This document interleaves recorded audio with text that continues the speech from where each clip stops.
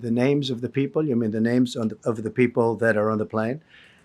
You think that's going to make a difference? Before the families of the victims of this plane crash could even have time to mourn, Donald Trump and his gang of cronies had a press conference where they repeatedly blamed DEI hires for the disaster. How you can come to the conclusion right now that diversity had something to do with this crash? Because I have common sense. While also claiming to take total responsibility. For some reason, Donald Trump thinks people with dwarfism can't see a tiny dot on a screen. I'll play you the full clip of what he said, as well as a moment when the reporter really pushed back against him. And then we'll take a look at what exactly his claims about DEI hires are. I found some very interesting information on the FAA website, as well as a press release from several Democratic House members who warned Donald Trump of the dangers of his hiring freeze, as well as trying to buy out federal employees. Point out that various articles that appeared prior to my entering office.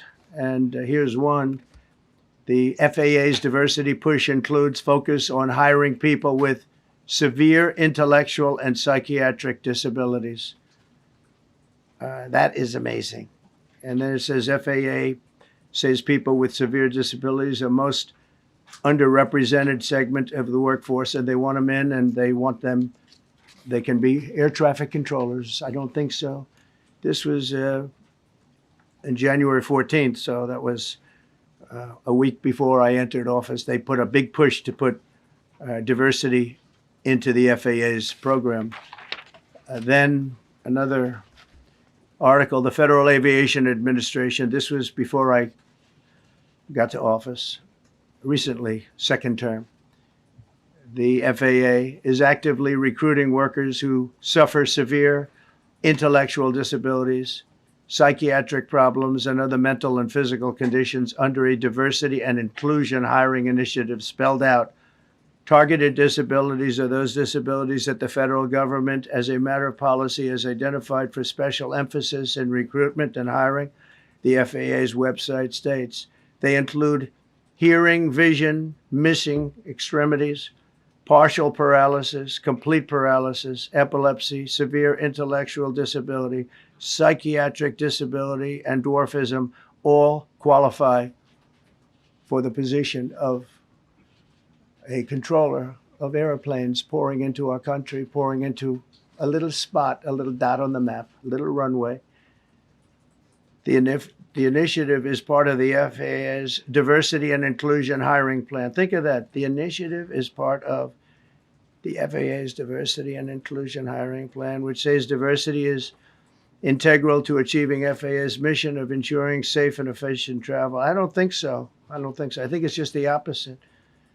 The FAA website shows that the agency's guidance on diversity hiring were last updated on March 23rd of 22. They wanted to make it even more so. A group within the FAA, another story, determined that the workforce was too white, that they had concerted efforts to get the administration to change that and to change it immediately. This was in the Obama administration just prior to my getting there. And we took care of African Americans, Hispanic Americans. We took care of everybody at levels that nobody's ever seen before. It's one of the reasons I won. But they actually came out with a directive, too white. And we want the people that are competent. So you can tell from those statements that Donald Trump is absolutely blaming DEI hiring practices for this crash. His snide little remarks about the safety of DEI hiring practices definitely suggests that he's implying those practices are responsible for this crash. He let his new Secretary of Transportation, Sean Duffy, this guy from the real world, the drunken sailor himself, Pete Hegseth, and J.D. Vance say a few words, and they were quick to parrot the same bigotry Donald Trump said. When we deal with safety, we can only accept the best and the brightest in positions of safety that impact the lives of our loved ones, our family members.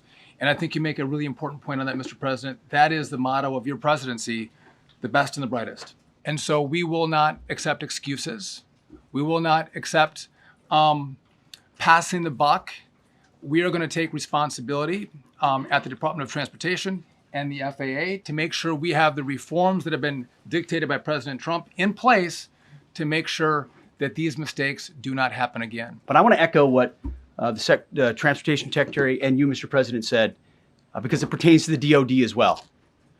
We will have the best and brightest in every position possible. As you said in your inaugural, it is colorblind and merit-based. The best leaders possible, whether it's flying Blackhawks and flying airplanes, leading platoons, or in government. The era of DEI is gone at the Defense Department, and we need the best and brightest, whether it's in our air traffic control, or whether it's in our generals, or whether it's throughout government. And I think that is a core part of what President Trump is going to bring and has already brought to Washington, D.C. is we want to hire the best people because we want the best people at air traffic control, and we want to make sure we have enough people at air traffic control who are actually competent to do the job. If you go back to just some of the headlines over the past 10 years, you have many hundreds of people suing the government because they would like to be air traffic controllers, but they were turned away because of the color of their skin. That policy ends under Donald Trump's leadership because safety is the first priority of our aviation industry. But luckily, not everyone in the room was a massive idiot, just the people on camera. The reporters in the room didn't let the contradictions slide. Hard to blame DEI hires while also taking complete responsibility. On DEI and the claims that you've made, are you saying this crash was somehow caused and the result of diversity hiring? And what evidence have you seen to support these claims? It just could have been. We have a high standard. We've had a much higher standard than anybody else. And there are things where you have to go by brain power. You have to go by psychological quality. And psychological quality is a very important element of it. These are various very powerful tests that we put to use, and they were terminated by Biden.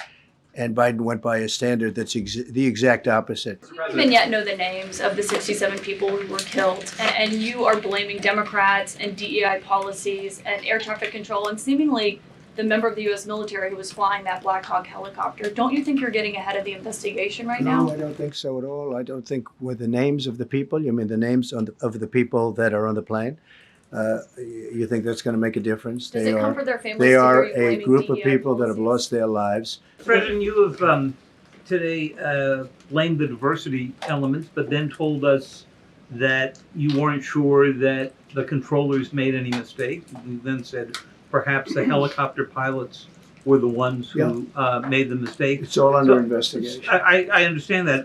That's why I'm trying to figure out how you can come to the conclusion right now that diversity had something to do with this crash. Because I have common sense, okay? And unfortunately, a lot of people don't. We want brilliant people doing this. This is a major chess game at the highest level. When you have 60 planes coming in during a short period of time, and they're all coming in different directions, and you're dealing with very high-level computer work and very complex computers. That's right. He said it's common sense that diversity was the cause of this issue. This man says diversity hires aren't smart enough to do the work that he described as computer work. You can see the gears in his head turning, trying to make this make any sense at all. How can diversity hires be the issue if you don't even know what the issue was? The ableism, racism, and misogyny is put on full display here. But that's enough subjecting you to the horrors of Donald Trump. Let's take a look at the horrible publication that he kept referencing, Fox News. I wanted to take a deep dive into what evidence that Fox News and the conservatives have that DEI hires are unqualified to take the jobs and that they're responsible for these tragedies. Here's one of the articles that he referenced. FAA's diversity push includes focus on hiring people with severe intellectual and psychiatric disabilities. Most of the article is self-referential, linking back to Fox News as evidence for there being a problem to begin with.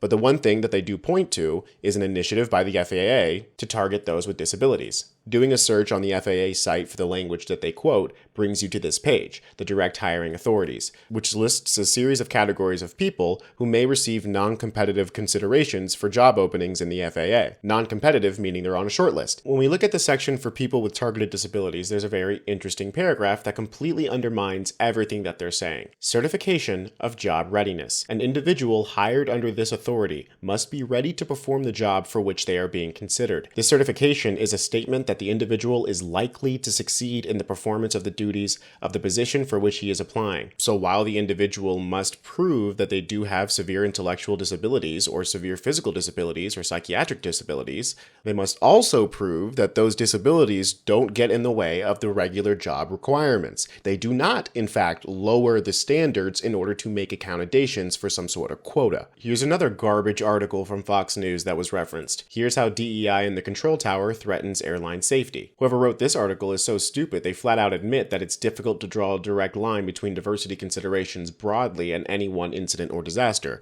maybe because there is no line to draw between those two things.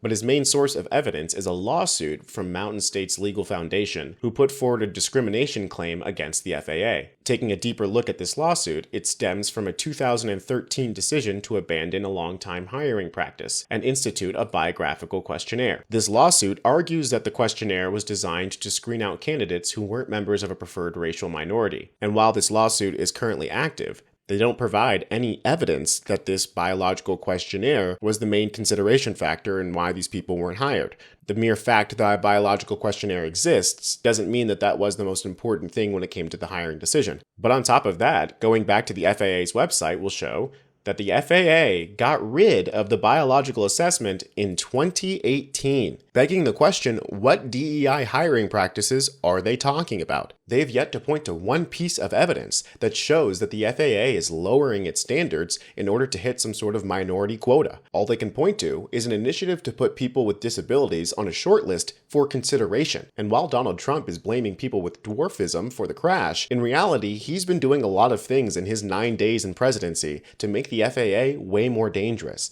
For example, Trump fires heads of TSA, Coast Guard, and GUT's key Aviation Safety Advisory Committee. Members of the Aviation Security Advisory Committee received a memo on Tuesday saying the department is eliminating the membership of all advisory committees as part of a, quote, commitment to eliminating the misuse of resources and ensuring that DHS activities prioritize our national security. That's right, safety in flying isn't part of national security, and any kind of aviation safety committee, well, that's just a misuse of taxpayer dollars.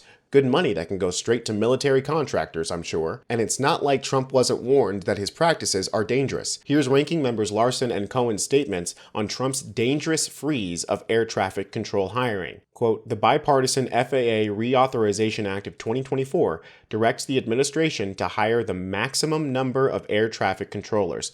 That's what the law says. So the administration must rescind this ridiculous executive order. Hiring air traffic controllers is the #1 safety issue according to the entire aviation industry. Instead of working to improve aviation safety and lowering costs for hardworking American families, the administration is choosing to spread bogus DEI claims to justify this decision.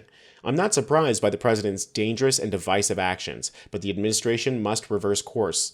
Let's go back to aviation safety and allow the FAA to do its job protecting the flying public. Because the truth is, you saw from those diversity initiatives that the shortlist is used when there's a lack of candidates. The law requires that they have a maximum amount of air traffic controllers. And so when they don't have a maximum amount and they need candidates, they have all of these shortlists of people that they can hire non-competitively to fill the gaps. Those people still have to meet the requirements. They were required to have the same qualifications. They're required to pass the same tests. Donald Trump's hiring freeze and attempts to buy out these people not only is illegal, but puts the public's safety at risk. And I find it disgusting that we're politicizing the deaths of people who haven't even had a funeral yet. But the first thing out of Dumpy Don's mouth is an attempt to lay the blame on initiatives that either don't exist or improve the lives of the public. This should send major red flags across the entire American public. Attempting to lay the blame of severe tragedies on the hands of minorities only serves to justify violence against those minorities in the future. I know everyone's tired of the Hitler-Trump comparisons, but that's exactly how he got the German public to be okay with the Holocaust. Frankly, I get more and more disgusted with this administration every day, and we haven't even hit 2 weeks yet.